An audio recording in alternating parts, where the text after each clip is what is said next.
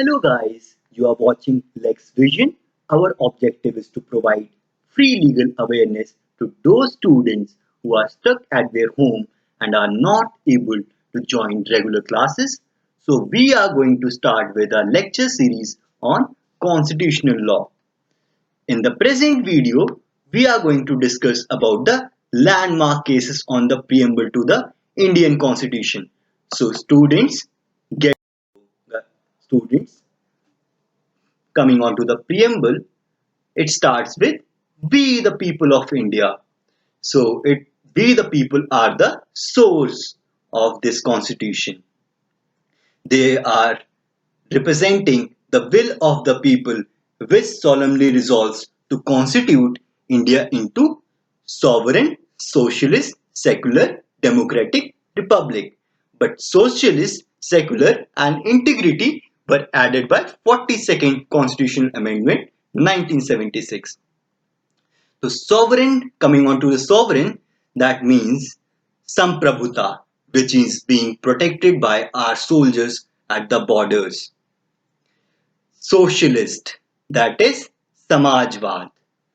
Samajwad is in consonance with the Gandhian principle of forming a welfare state. Secularism, that is Dharm Nirpekshta or Panth Nirpekshta. India follows positive secularism, not like Western countries which follow negative secularism like France and USSR. Secularism has been protected under Indian Constitution under Article 25 to 30 of the Constitution. Democratic. Democratic, that means Loktantra, that is will of the people. The country will be run by the will of the people as they will elect their representatives. Republic, that is Gadtantra. The elected leader, the head of the state would be elected, not selected or a monarch. And that to provide to all its citizens justice, liberty, equality and fraternity. These are the objectives of the preamble. So justice should be social, economic and political. And there are three principles which have been taken from the French Revolution, that is liberty, equality, fraternity. Liberty has been protected under Article 19. Equality has been protected under Article 14 to 18 of the Constitution. Fraternity, which is communal harmony or bhaichara. In country like India, it is very important for the integrity of the nation. So in last, a question arises. Who drafted the preamble to the Indian Constitution? It was Jawaharlal Nehru through his objective resolution, and the same was passed on 26 November 1949. It was adopted and enacted to give ourselves this constitution. So we are done with the preamble. There arises two questions. Is preamble part of the constitution? Or second question, can it be amended? These are two questions which are very important for the competitive examination. So note it down. So before we deal with these questions, Article 368 is very important, which provides Parliament the power to amend the Constitution. So the first question which arose was whether preamble is the part of the Constitution was dealt in Re Union case in 1960. A 7-judge bench was constituted and it held that preamble is not the part of the Constitution as it does not have any substantive power and no enforceability. But in Keshwananda Bharti case, it was overturned as it was held that preamble has been enacted in the same way as the constitution. So this is the present position of law. So the next case being Golaknath versus State of Punjab, that was in 1967. So the facts of the case were that Golaknath owned 500 acres of land along with his brother William. At that time, right to property was fundamental right under Article 91F. Golaknath and his brother William had wasteland jointly, and collector acting under a law passed by State of Punjab held that they could only hold 30 acres of land.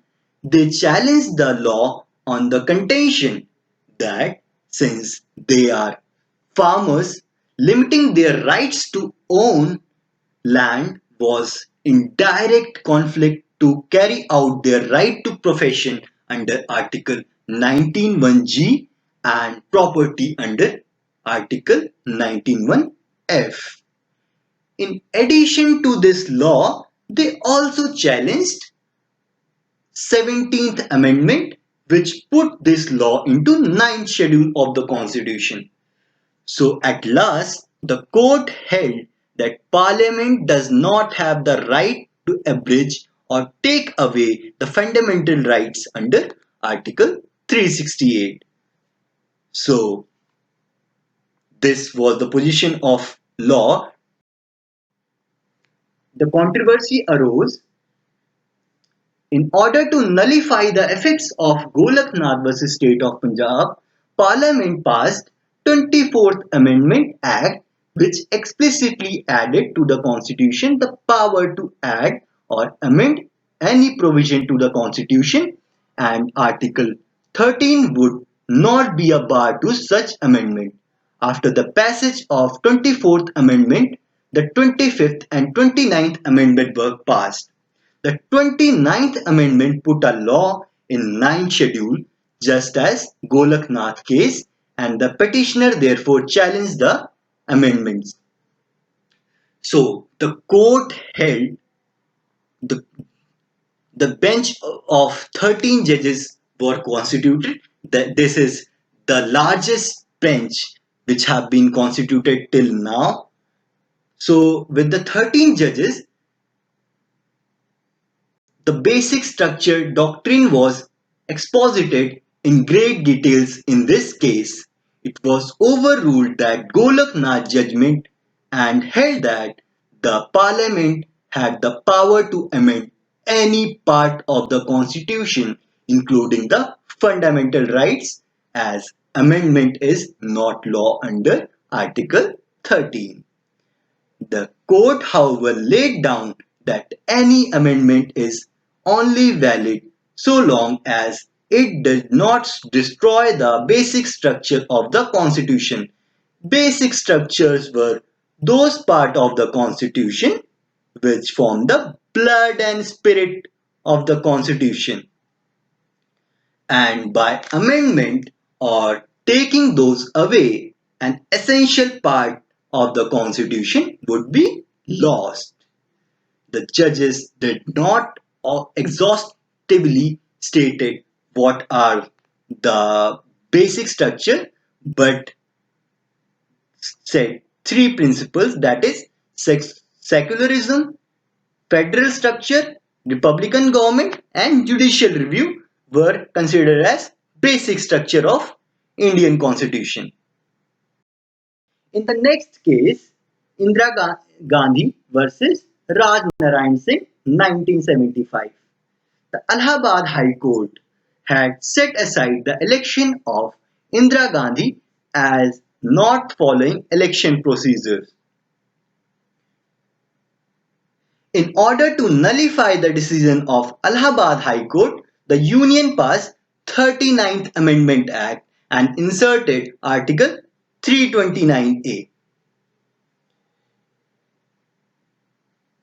The court held that the complete ouster of court to even evaluate whether the law has been followed in election trespass the basic structure doctrine as democracy, which implied the free and fair election is a part of basic structure. Therefore, the clause barring the judicial review completely was declared unconstitutional. The next case being Minerva Mills case. In Minerva Mills versus Union of India AIR 1980, so with the help of the preamble, a relationship was established between fundamental rights and directive principles of state policy that are under Part 3 and Part 4 of Indian Constitution, which complements each other. In this case, controversial 42nd Amendment was struck down and it was held that judicial review is part of basic structure and cannot be amended. So, thank you guys.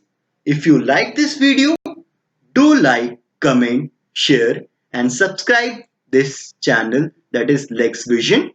Our next video on this series will be out soon. So do hit the bell icon for regular updates.